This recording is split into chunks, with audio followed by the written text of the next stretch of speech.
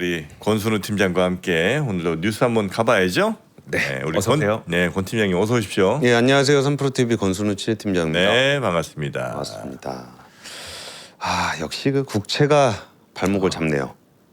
아, 금리가 네, 요즘에 금리 예. 장기물 금리 관련한 얘기를 며칠 전부터 좀 드리긴 했었는데 그게 좀 심상치 않다라는 말씀을 좀 드렸는데 오늘 미국 시장은 확실하게 장기 금리의 발목을 잡힌 것 같습니다. 그리고 어제 전해드렸던 그 트럼프 대통령이 이제 한미 훈련 축소하라 그런 거 네. 어제 그 청와대에 있는데 그게 굉장히 어제 좀 화제가 좀 됐었어요. 그리고 실제로 축소가 좀 이루어졌고, 근데 미국에서는 반응이 이란 전쟁 안 풀린다고 왜 줬다 대고 화풀이를 하냐. 네. 뭐 그런 얘기들이 좀 있었습니다. 그리고 어제 그 위성락 안보실장이 잠깐 내려왔었거든요. 네. 근데 거기서 했던 얘기가 이게 되게 아이러니한 상황인데 한미 훈련 축소하는 거는 좀 동맹 간에 좀 불편한 일이잖아요. 네. 근데 이제 트럼프 대통령이 북한하고 되게 친하게 지낸다고 막 그런 얘기 했었잖아요. 네. 근데 우리나라 입장에서는 좀 우리가 북한이 우리나라랑 대화 안 한지 되게 오래됐거든요. 네. 그래갖고 좀 어떻게 좀 대화를 좀 해볼까 해가지고 좀 교황님도 좀 부탁도 드리고 막 그랬었어요. 그러니까 트럼프 대통령하고 이게 좀 갑자기 북한하고 좀 얘기를 하고 있다고 하니까 네. 그럼 뭐 대화가 잘 재개가 됐으면 좋겠다는 그런 묘한 반응도 좀 있었습니다. 네네. 동맹 간에 이런 일이 벌어진 것에 대해서는 좀 불편한 일이 벌어진 거고 네. 트럼프 대통령이 북한하고 좀 대화를 해보려고 그러는 거는 또 잘 그렇죠. 됐으면 좋겠다는 게 있고 좀 아이러니한 상황이 좀 있었습니다. 이건 약간 좀 국제 정세적인 얘기고요. 금리는 지금 30년 만기 국채 금리가 5.31%로 19년 만에 가장 높았습니다. 근데 미국 30년물만 제일 높았던 게 아니라 독일 30년 만기 국채 금리 프랑스도 4.87, 독일도 3.75, 한국도 4.75 그래가지고 다 19년, 18년, 15년 그리고 우리나라 같은 경우는 사상 최고치를 경신을 하고 있는 상황입니다. 그리고 이제 일본 같은 경우는 2.93%로 여기도 지금 96년 이후에 최고치를 좀 기록을 좀 하고 있는 상황입니다. 네.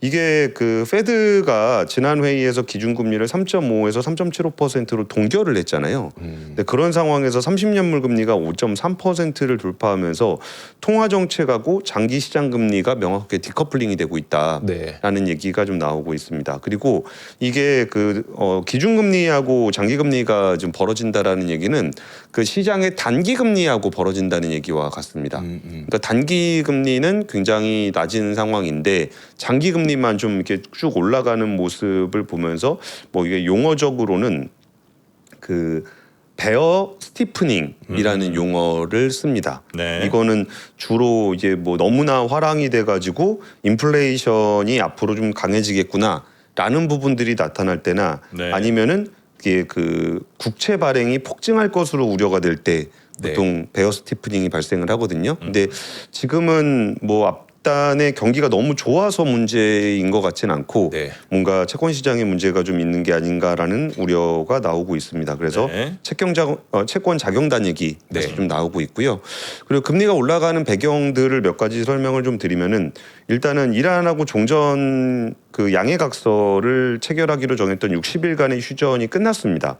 근데 양쪽에서는 뭔가 돌파구를 찾지 못했고 그리고 이제 60일 휴전이 끝나고 나면은 원래라면 다시 싸우거나 막 그래야 되는데 네. 특별히 뭐 싸우지도 않고 있어요. 그러니까 격화로 싸우고 있진 않고 그런 상황에서 트럼프 대통령은 지금 한국하고 그 옆에 중재하고 있던 오만에다가 네. 좀 화풀이를 좀 하고 있는 그런 상황이 이어지면서 네. 지정학적인 불안이 좀 있고요.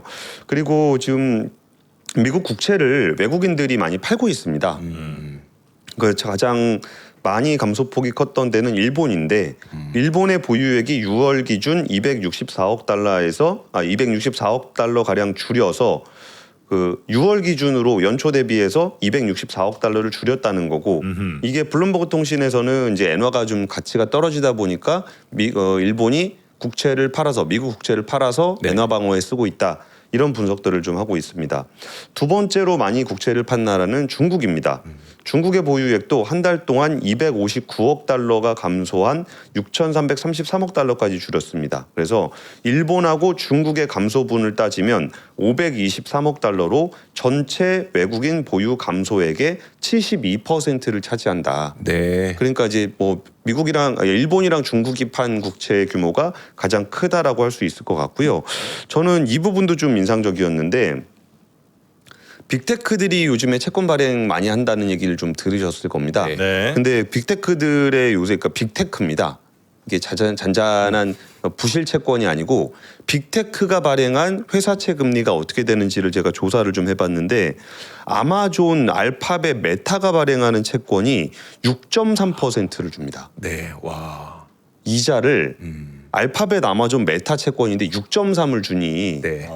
이게 사실 미국 국채 30년물이나 알파벳, 아마존, 메타 30년물이나 이게 뭐 30년을 계속 들고 있을지 안 들고 있을지는 뭐 장담할 수는 없지만 네. 설사 30년을 들고 있다고 하더라도 그래도 좀 안정감 있는 회사와 국가잖아요. 네. 그러니까 알파벳이나 아마존 메타가 망할 거다라는 징후가 현재로서는 아예 없지 않습니까? 네. 그럼에도 불구하고 이자를 6.3%를 줍니다.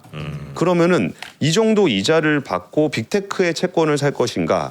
아니면 5.3%의 이자를 받고 미국 국채를 살 것인가? 네. 이런 부분들에 대해서 투자자들 입장에서는 고민을 할 수밖에 없습니다. 그러니까 미국 국채를 사느니 빅테크 채권을 사겠다는 수요가 생기면서 미국 국채 금리가 올라가고 네. 미국 국채 금리가 올라가니까 거기에 스프레드를 얹어야 되는 빅테크의 금리가 올라가는 현상이 발생하고 있다라는 부분들도 해석이 가능한 것 같습니다. 네. 그리고 지금 그 자산운용사나 보험사들 같은 경우는 지금 굉장히 좀 즐거워하고 있습니다. 왜 그러냐면 이 보험사들은 손님들한테 받은 보험이 있잖아요. 네. 그거를 갚아줘야 되는 금리가 있거든요. 네. 근데 이 금리에 비해서 그러니까 절대적인 금리 수준이 굉장히 높아져 있지 않습니까? 장기 채권이. 그러니까 여기서 만약에 채권을 매입하면은 보험사들은 일단 먹고 들어가는 게 있는 겁니다. 그래가지고 좀 그 자산운용사나 보험사들, 특히 생명보험사들이 좀 유리한 상황이라고 하고요. 그리고 지금 뭐 미국 정부의 만성적인 구조적인 재정 적자 가 장기채 금리 상승을 이끌고 있다라는 이야기들도 좀 나오고 있습니다. 미국 연방 부채 총액이 38조 달러에 달하고 연간 재정 적자가 GDP 대비 6% 수준인 1조 6천억 달러에 육박하고 있다라는 부분들이 현재 장기 부채 금리를 높이는 그런 요인으로 작용을 하고 있다라는 분석들이 좀 나오고 있습니다. 네. 근데 이런 구조들은 사실 뭐 미국의 재정 적자가 많은 게 어제 오늘 얘기도 아니고 그 트럼프 대통령이 국제 정세적으로 영향을 좀 이렇게 좀 혼란을 야기하고 있는 부분들도 어제 오늘 얘기가 아니지 않습니까? 네. 그래서 이 부분이 그럼 왜 지금 시점에 부각이 됐을까라고 한다 그러면은 아무래도 최근 시장에 영향을 많이 미친 거는 빅테크들의 채권 금리가 많이 높다. 네. 그걸 보면은 굳이 미국의 장기채를 살 유인이 떨어진다라고 네. 본다면 그럼 지금의 미국의 장기채 금리에는 빅테크들의 채권 발행이 가장 큰 영향을 미치지 않을까라고 네. 좀 보는 측면이 좀 있고요. 그리고 좀 오랜만에 지표 하나를 업데이트를 해드리면은 원달러 환율이 1,411원까지 떨어졌습니다. 와. 참 신기해요. 네. 신기하죠. 우리가 이제 관심을 두지 않는 사이에 네. 1,500원대 넘어가가지고 뭐 나라 망한다 소리 하던 사람들 되게 많잖아요. 네. 근데 1,400원대까지 내려왔을 때는 좀 조용한 상황입니다. 이게 우리나라 그 장기채 금리도 많이 올라와 있는 상황이긴 한데 이게 한국이라는 나라의 펀더멘탈이 다른 나라하고 좀 비교가 안 되고 있는 상황입니다. 그래서 우리나라는 경상수지흑자가 워낙 많기 때문에 예전에 수급상의 좀 노이즈들이 좀 있다라는 얘기들을 많이 했었지 않습니까? 네. 근데 그런 부분들이 좀 어느 정도 정리가 되면서 환율이 많이 내려와 있다라는 소식까지 전해드리겠습니다. 이 금리 관련해서는 조금 어려운 용어들도 많고 뭐 그렇긴 한데 좀 간략해 보면 하여튼 베어 스티프닝이라는 건 그러니까 스티프닝이 이렇게 곡선이 가팔라지는 게 스티프닝이고 그렇죠. 플래트닝이 이제 평평해지는 거죠. 뭐 단어가 이제 그럴 테니까. 원래는 단기 금리보다는 장기 금리가 조금씩 더 높은 높죠. 구조이긴 예. 하죠. 근데 이게 네. 가팔라질 때 예, 그걸 그때를 이제- 스티프닝이라고 하고 이게 네. 평평해질 때를 우리가 플래트닝이라고 부르죠. 네. 근데 지금 현재 미국의 장기채, 미국 국채 장기채들이 30년 뭐 이런 것들이 막 높아지는 이유가 그 빅테크들의 채권 어차피 거기도 굉장히 안전할 텐데 네. 거기랑 비교해서 좀 한 1% 정도 1% 100bp 정도 차이가 있다 보니까 예. 야, 이거 살 미국 국채 사느니 차라리 뭐 빅테크 거 사지 어차피 안 망할 거. 네. 그러면서 이제 저 높은 금리 주는데 자꾸 쏠리니까 오히려 또 미국 국채도 더 이자 더 줘야 또 살 테니까 점점 서로 올라가는 그런 상황들이 지금 벌어지고 있다. 예. 이렇게 이해하도록 하겠습니다. 그리고 이게 주식에도 영향을 미칠 수 있는 게 그러니까 자산운용사들 입장에서 6.3을 준다는데 네. 와 내가 리스크를 지고 주식 투자를 해야 되는가라는 네. 고민들도 될 정도로 높은 금리 수준입니다. 네. 자, 이 금리가 우리 시장에 주는 충격 영향이 워낙 크기 때문에 첫 번째 뉴스 좀 전해드렸고요. 두 번째 뉴스 한번 가볼까요? 예, 그 LS 일렉트릭 뉴스하고 현대건설 뉴스를 좀 연이어서 준비를 했는데 이게 왜 이렇게 뉴스를 준비를 했냐면은 그 AI 인프라 관련한 개별 기업들의 그 호재들이 좀 계속적으로 나오고 있습니다. 네. 이게 큰 틀에서 메모리 가격 오른다 뭐 이런 얘기들은 우리가 이제 좀 식상하잖아요. 네. 그래가지고 그런 부분들은 너무나 장기 추세를 그리고 있고 미국의 에너지 AI 인프라 쪽에 한국 기업들 많이 진출해 있다는 얘기들도 너무 많이 들으셨잖아요. 네. 그러다 보니까 이런 뉴스에 굉장히 둔감해져 있는 경향이 좀 있습니다. 근데 이렇게 그 메모리가 어저께도 좀 약하더라고요. 초반에 좀 세게 달리다가 좀 약할 때는 오히려 개별 주식들의 뉴스들도 좀 보실 필요가 좀 있는 것 같습니다. LS 일렉트릭이 블룸에너지와 3,425만 달러 규모의 배전 솔루션 공급 계약을 체결했다라는 소식이 좀 전해졌습니다. 이게 그 블룸에너지 같은 경우는 이제 수소연료 전지를 하는 기업이거든요. 근데 제가 뭐 다양한 그 전력기기 회사들 중에 왜 LS 일렉트릭 기사를 준비를 했냐면은 요즘에 약간 분위기가 송전망 쪽보다 배전 쪽 그 뉴스들이 좀 많이 나오고 있어요. 그래가지고 그 부분에 대해서 좀 취재를 해봤는데 내용들을 좀 들어보니까 송전 같은 경우는 굉장히 대규모 프로젝트잖아요. 그래가지고 그거는 뭐 국가 단위에서의 뭔가의 프로젝트들이 필요하고 굉장히 장기적인 계획을 가지고 움직이고 있는 뉴스입니다.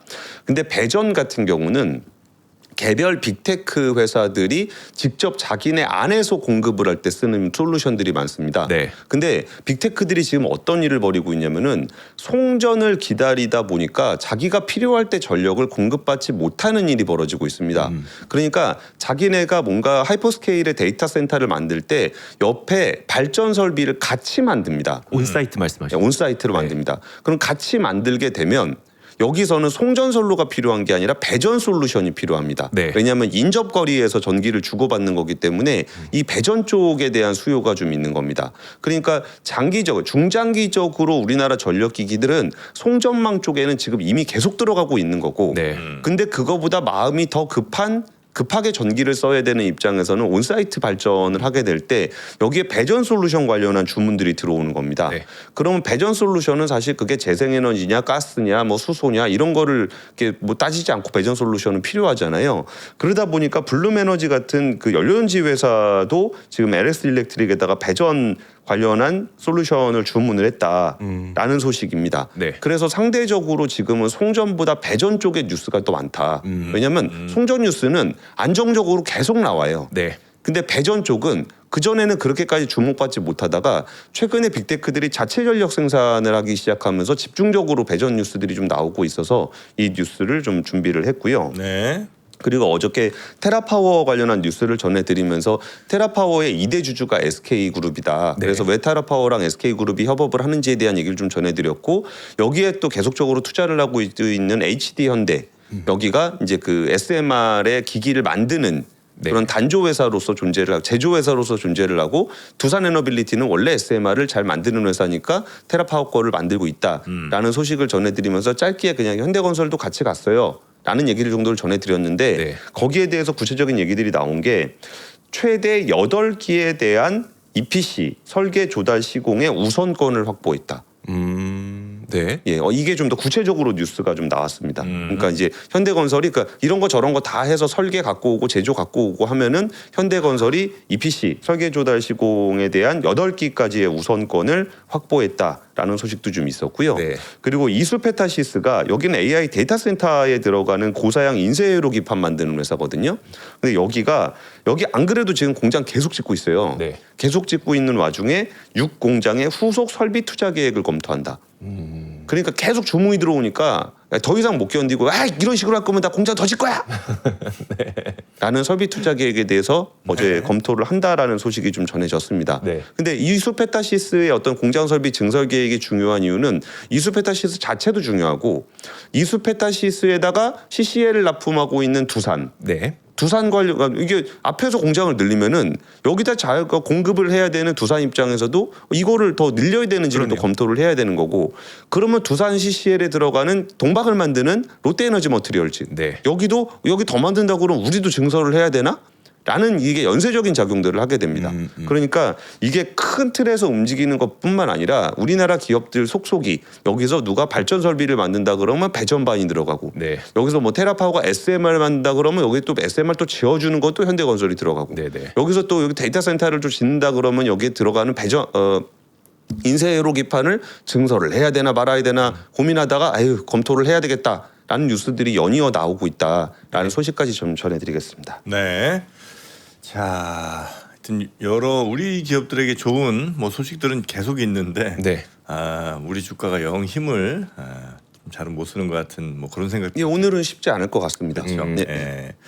자, 그리고 세 번째 뉴스도 얼른 가보죠. 근데 어제 코스피가 되게 귀신 같았던 것 같아요. 오전에 좋았잖아요. 오전에 좋았잖아요. 네. 근데 다들 마음속에 그러니까 안 그래도 다들 그 장기채 금리 올라가는 뉴스로 오늘 전해드렸지만 어제는 뉴스하기 전에 장기채 금리 이거 너무 높은 것 같은데요라는 얘기를 계속 했었잖아요. 네. 근데 그런 마음들이 투자자들이 다 그 마음으로 있었던 것 같아요. 그래가지고 전장에서 반도체가 워낙 세게 올랐었으니까 네. 일단은 좀 달리긴 달렸는데 그래도 마음에 좀 찝찝한 부분들이 다들 있으니까 점점 그 무게감 때문에 뒤로 갈수록 좀 내려갔던 것 같습니다. 네. 그래가지고 이제 한국장에서 한국 투자자들이 스마트한 한국 투자자들이 그래 우리 좀 달리는 것까지는 좋은데 장기채가 좀 신경이 쓰여. 네. 그래서 이렇게 딱 그 장 마감 때 좀 내려놓으니까 미국에서 아이고 한국 형님들이 이제 주가가 내려갈 타이밍이라나 보다. 그러면서 미국장이 내려간 게 아닐까라고 혼자 생각이죠. 혼자 생각을 했습니다. 그래서 정프로님 예. 웃을 때 아니라는 눈치를 주셨어요. 세 번째 뉴스. 분위기 봐야죠. 네. 죄송합니다. 예. 세 번째 뉴스는 네. 모두의 AI 프로젝트가 시작이 됐습니다. 모두의 AI? 예, 연말까지 서비스 모델 출시를 목표로 하는 그런 정책입니다. 네. 근데 거기에 국내 이동통신사와 카카오, 이스트소프트 뭐 이렇게 등 6개 컨소시엄이 참여를 했습니다. SKT, KT, 카카오, 이스트소프트, 제논, MKD 뭐 이렇게 6개가 참여를 하게 됐는데요. SKT 쪽 연합에 보면 앨리스 그룹이라든지 뭐 이거보다는 이게 더 나을 것 같습니다. 글자로 뭐 네. 굿닥터, 노타, 뭐 독거노인 종합지원센터 뭐 이런 것들이 많이 참여를 하고 있습니다. 여기에 팀앤 모빌리티, 페르소나 AI, 헤비팩토리 요 이름들이 좀 낯서실 건데 제가 아는 업체만 하더라도 이 헤비팩토리 같은 경우는 보험 관련한 상담해 주는 업체거든요. 그러면 이 컨소시엄에서 만약에 챗봇을 만들게 되면은 이 헤비팩토리가 어떤 거 하고 있냐면 보험 약관 데이터를 다 가지고 있습니다. 네. 그래가지고 나 지금 뭐 이렇게 보험 내 보험 괜찮을까? 라는 것들 물어보면은 다 알려줍니다. 네. 그럼 어떤 상품들이 좀 괜찮아? 그러면 이것도 소개해주고 이런 것들에 대한 챗봇을 만드는 그런 모두 AI는 챗봇을 만드는 그런 정책이고요. 거기에 참여하고 있는 업체들이 이런 데가 있다는 겁니다. 그리고 카카오 같은 카카오 컨소시엄에도 뭐 루닛이라든지 서울대병원, 신한은행 이런 데들이 참여를 하는 이유가 이 에이전틱 AI를 통해 가지고 우리가 챗봇을 이렇게 하게 되면은 단지 그냥 그 모델이 갖고 있는 그런 데이터뿐만 아니라 개별 도메인들이 가지고 있는 데이터들이 있어야 좀 더 정확하게 대화를 좀 할 수가 있잖아요. 네. 그런 대화를 하기 위한 컨소시엄들이 이렇게 구성이 좀 되어 있는 겁니다. 그리고 여기에 보면은 뭐 퓨리오사 AI라든지 아니면 모티프 테크놀로지 뭐 이런 데 레블업 이런 데들은 레블업은 데이터 센터의 최적화를 하는 기업이고 모티프 테크놀로지는 이번에 떨어지긴 했는데 독자 파운데이션 모델에 진출을 해서 우리나라 모델 기준으로는 가장 높은 점수를 받았던 네. 그런 회사입니다. 그리고 리벨리온 같은 경우는 뭐 다들 아시다시피 MPU를 만들고 있는 국산 MPU를 만들고 있는 업체고요. 그러니까 이런 업체들이 컨소시엄을 구성을 해서 결국 이제 우리나라 사람들이 사용하기에 제일 좋은 무료 챗봇을 만들겠다라는 그런 대회라고 할 수 있습니다. 이게 모델하고 서비스 구분에 대해서 제가 종종 말씀을 좀 드렸었는데 우리는 주로 이제 챗GPT라든지 제미나이가 모델도 있고 서비스도 있는 그런 합쳐져 있는 겁니다. 네. 그래가지고 우리가 모델하고 서비스를 잘 구분을 하지 못하는 경우가 많은데 모델이 있고 서비스가 있을 때 두 개는 좀 별개입니다. 그러니까 모델이 좋은 거하고 서비스가 좋은 건 좀 차이가 있는데 여기서 우리나라가 이제 모두 AI는 서비스와 관련된 그런 정책이고 독자 파운데이션 모델 같은 경우는 모델 관련한 정책인데 모델은 아무래도 국민적인 체감도가 좀 떨어질 수밖에 없습니다. 네. 우리 일반인들이 직접 사용해 볼 수가 없거든요. 사용을 해보려면 또 이것저것 좀 손을 좀 대야 되니까 네. 우리가 사용하기엔 좀 어렵고 모델 같은 경우는 얼마나 정확하고 효율적으로 답변을 내놓느냐라는 것이 이제 방점이 있다 그러면은 서비스 같은 경우는 진짜 우리가 쓸만한 사용할 만한 그런 서비스를 내놔야 되는 거거든요. 근데 우리 입장에서는 여기에 참여하고 있는 다양한 컨소시엄들이 여기에 각자 그 맞는 솔루션들을 넣어서 하나의 AI로 소화를 해줄 수가 있다 그러면은 우리는 이거는 좀 우리 연말까지 한다 그러니까 꽤 좀 흥미로운 프로젝트가 되지 않을까라는 기대가 좀 있습니다. 네. 그리고 여기들에 있는 개별 서비스들을 개별 사이트에서 다 이용을 하려고 하면 굉장히 불편하거든요. 그렇죠. 불편하다기보다 헷갈리고 네. 뭐 앱도 뭐 개별로 다 깔아야 되면 되게 불편하잖아요.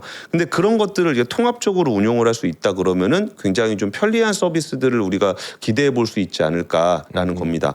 뭐 예를 들어서 팀앤모빌리티가 참여하고 있는 SK텔레콤의 모두 AI 프로젝트가 있다. 네. 그러면 여기서 우리가 그 여기 에이전틱 AI가 그냥 챗봇을 하다가 그러니까 우리가 팀앱을 쓰는 이유는 딴 건 다 몰라도 팀앱이 내비 하나는 잘하지 않습니까? 네. 그러면은 이거를 챗봇이나 우리가 이제 라지랭귀지 모델 기반으로 한 챗봇에서 진짜 팀앱 모빌리티에서 사용할 수 있는 정도 수준의 내비게이션을 바로 사용할 수 있다.